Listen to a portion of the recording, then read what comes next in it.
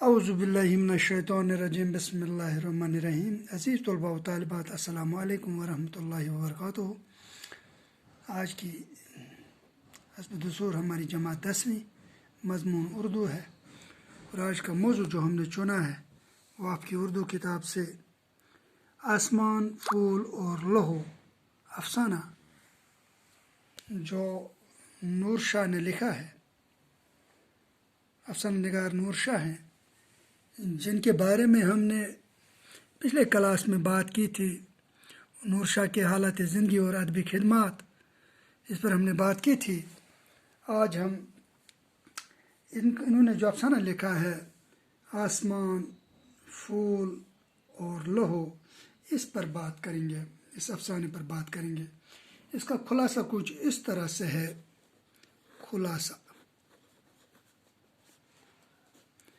خلاصہ کچھ اس طرح سے ہے آسمان، پھول اور لہو کا۔ یہ نور شاہ نے ایک مختصر افسانہ ہے،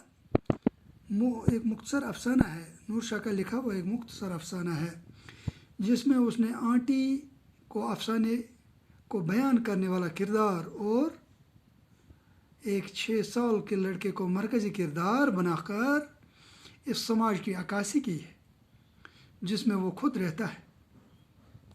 آنٹی ایک دکان میں ایک بچے کو دکاندار سے گڑیا خریدنے پر اصرار کرتا ہوا پاتی ہے، جو پیسے کی کمی کی وجہ سے اسے یہ گڑیا نہیں دے پاتا۔ آنٹی بچے سے پوچھتی ہے کہ وہ کیوں اس گڑیا کو خریدنا چاہتا ہے، تو وہ لڑکا اس کو بتاتا ہے کہ وہ گڑیا اس کی بہن کی بہت پسند تھی، جو اس کے ابو کے مطابق آسمانوں میں چلی گئی۔ اب چونکہ اس کی ماں بھی آسمانوں میں چلی جانے والی ہے، اس لیے وہ اس گڑیا کو خرید کر اپنے ماں کے ذریعے اپنی دیدی تک پہنچانا چاہتا ہے۔ آنٹی اس لڑکے کے لیے وہ گڑیا اور سفید پھول خرید لیتی ہے۔ بچہ بہت خوش ہوتا ہے، وہ گڑیا اور پھول لے کر چلا جاتا ہے۔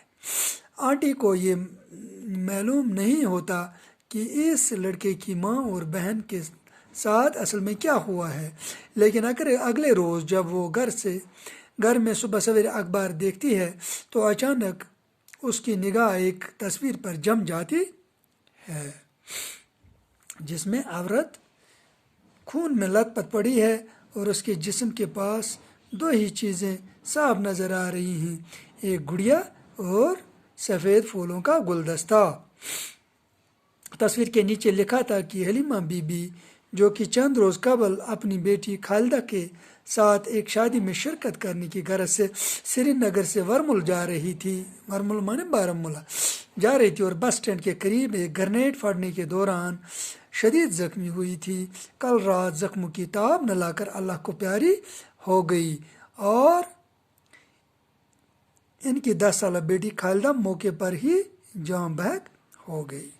یہ افسانہ ہے جو نور شاہ نے لکھا ہے، آسمان، پھول اور لہو۔ اس کا خلاصہ میں نے آپ کو بتایا۔ اب کچھ سوالات ہیں۔ پہلا سوال، دکاندار لڑکے کو گڑیا کیوں نہیں بیچتا تھا؟ سوال، دکاندار لڑکے کو گڑیا کیوں نہیں بیچتا تھا؟ جناب آپ جواب بتائیے مجھے بچوں کہ کیوں دکاندار لڑکے کو گڑیا کیوں نہیں بیچتا تھا، اس کی وجہ کیا تھی؟ آپ نے کیا سنا اس بارے میں؟ یہ دکاندار لڑکے کو گڑیا اس لیے نہیں بیچتا تھا کیونکہ لڑکے کے پاس تھوڑے پیسے تھے اور گڑیا کی قیمت زیادہ تھی۔ گڑیا کی قیمت زیادہ، ہم اس سوال کا جواب اس طرح لیں گے۔ دکاندار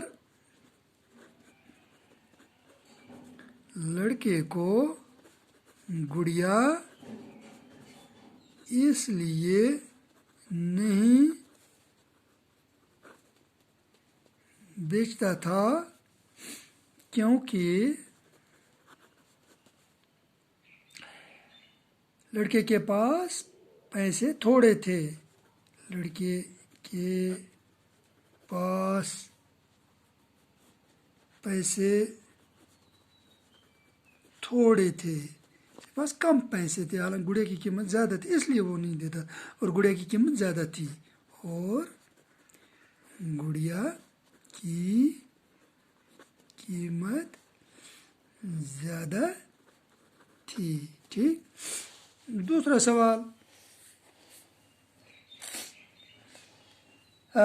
دوسرا سوال اس طرح سے، لڑکے کے لیے گڑیا کا خریدنا کیوں ضروری تھا؟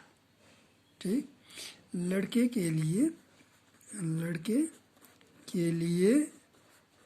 گڑیا خریدنا کیوں ضروری تھا؟ خریدنا کیوں ضروری تھا؟ لڑکے کے لیے گڑیا خریدنا کیوں ضروری تھا؟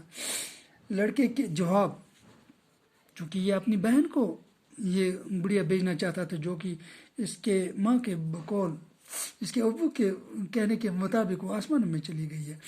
لڑکے کے لیے گڑیا کا خریدنا اس لیے ضروری تھا.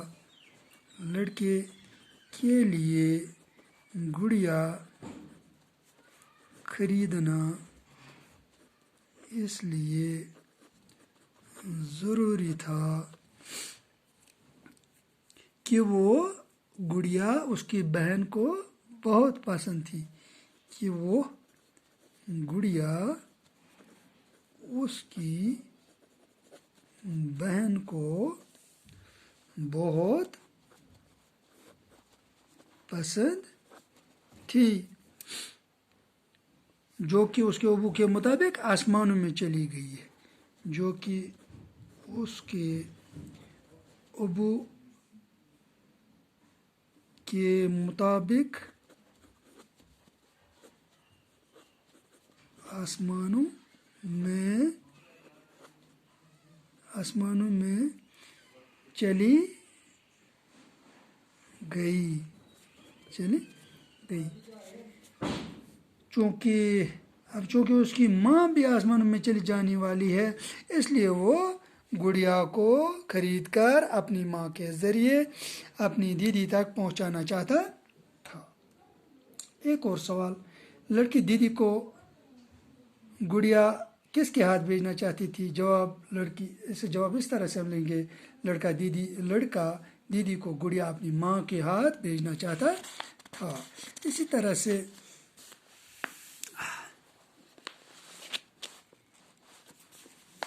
لڑکے کی کون سی دعا قبول کر لی؟ لڑکے کی کون سی دعا اللہ نے قبول کر لی؟ ایک سوال ہے. لڑکے کی کون سی دعا اللہ نے قبول کر لی؟ لڑکی کون سی دعا اللہ نے قبول کر لی؟ جواب، لڑکے نے اللہ سے دعا مانگی تھی کہ اس کو اتنے پیسے دے دے کہ وہ اپنی دیدی کے لیے گڑیا اور اپنی ماں کے لیے پھول خرید سکے. یہ دعا اللہ نے قبول کر لی. تو لڑکے کی ماں اور بہن کا کیا نام تھا؟ سوچئے. لڑکے کی ماں اور بہن کا نام کیا تھا؟ اس سبق کے آخر میں ہم نے یہ پڑھا ابھی. لڑکے کی ماں کا نام حلیمہ بی بی اور بہن کا نام خالدہ تھا. اور آخر پر ایک اور سوال وہ اس طرح سے ہے کہ اس افسانے کا نام آسمان، پھول اور لہو کیوں رکھا گیا؟ اس افسانے کا نام آسمان، پھول اور لہو کیوں رکھا گیا؟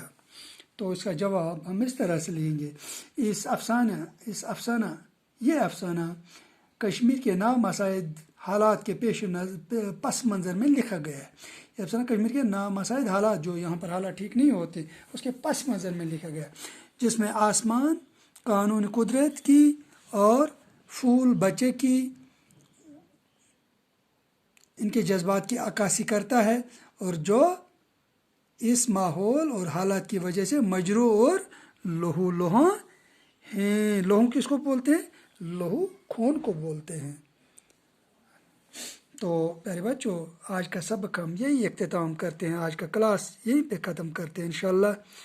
پھر اگلے کلاس میں ایک اور موضوع لے کر آئیں گے، تب تک کے لیے اللہ حافظ۔